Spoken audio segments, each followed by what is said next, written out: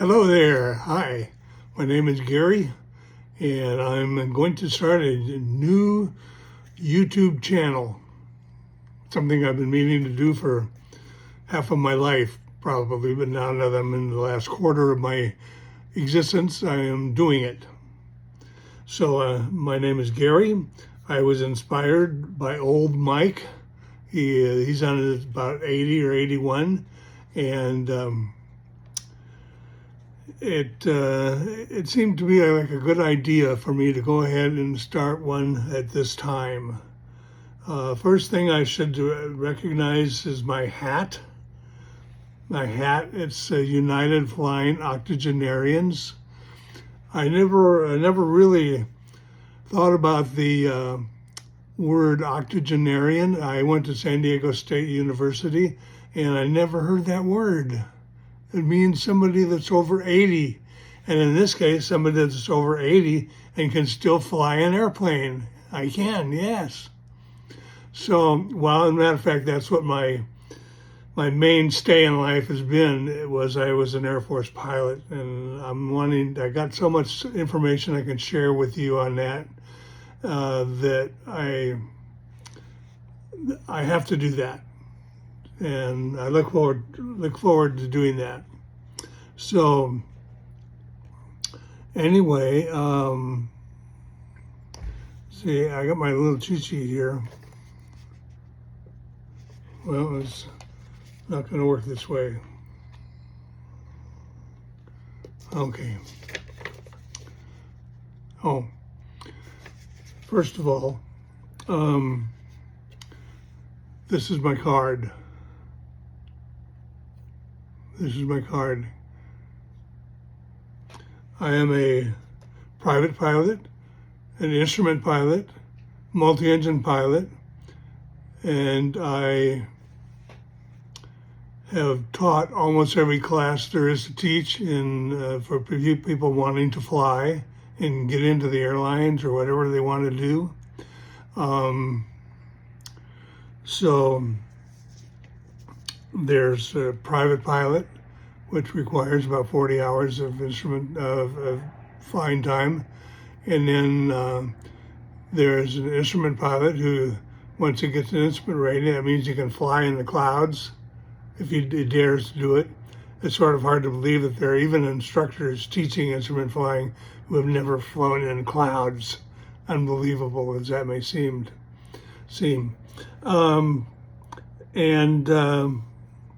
There's the commercial pilot that comes next. Then there's a multi-engine pilot that's flying with 2 or more engines, learning to fly. I used to say that it's really a license on learning how to fly on 1 engine. Well, we've been doing that all along anyway. So it's learning to fly on 2 engines, and that's really the best way to go. And so that's okay. There's a CFI, Certified Flight Instructor. So that's me. And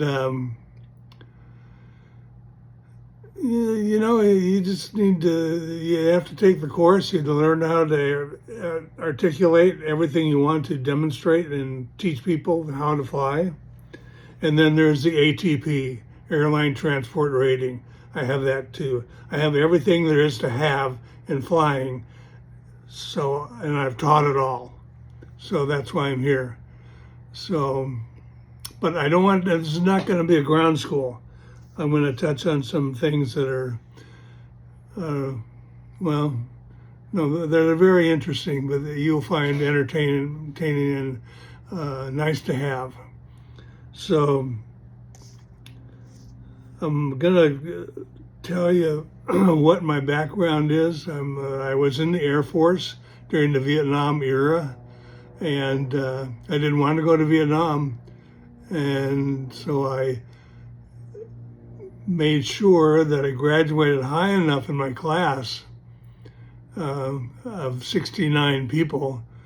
I was number 7, so that I could get the assignment I wanted, which was an instructor flying a T-38. And that's what this is. These are T-38s. These are not T-38 does not have a prop. They're a jet.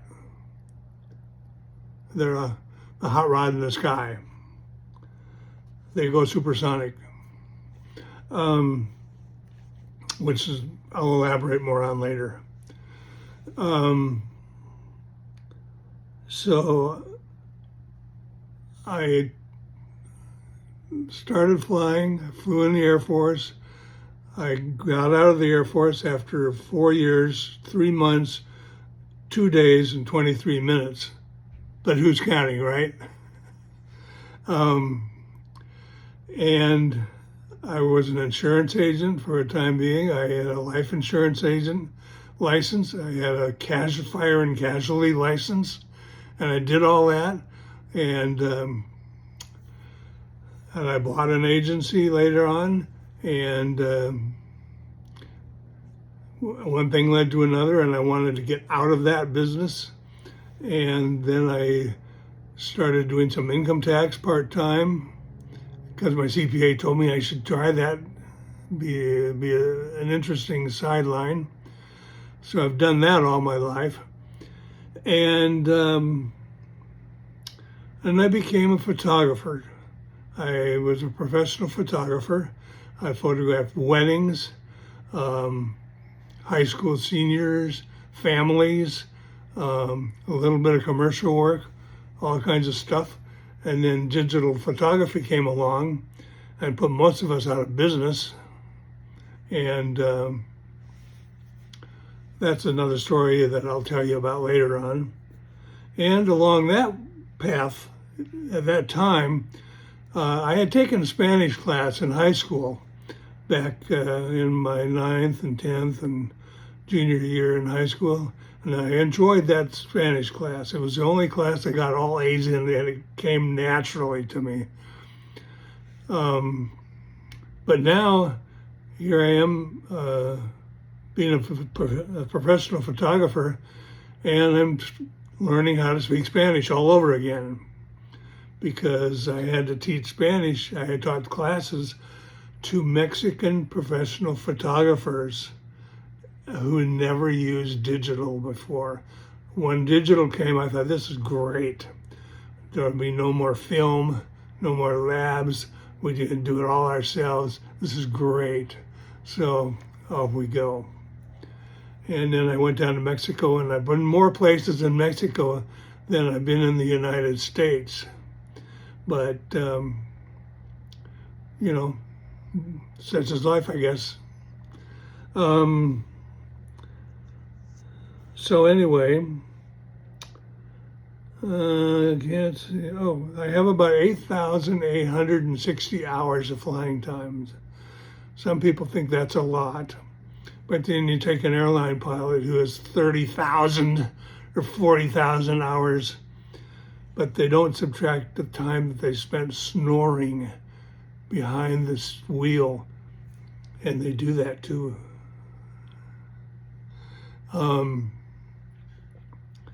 So anyway, and I should specify, I have about 70 hours of tail dragger time. That's important too, because I'm going to touch on that later on in my gear up landing. Gear up landing, that means it was intentional. I had to land gear up because the gear wouldn't come down. That's another topic. Well, I've gone about 9-10 minutes, and I guess that's a good place to stop for now, because we're going to start digging into each of these topics. And, well, I'm glad you're here. Thank you. I appreciate it. I'll see you next time. Bye-bye.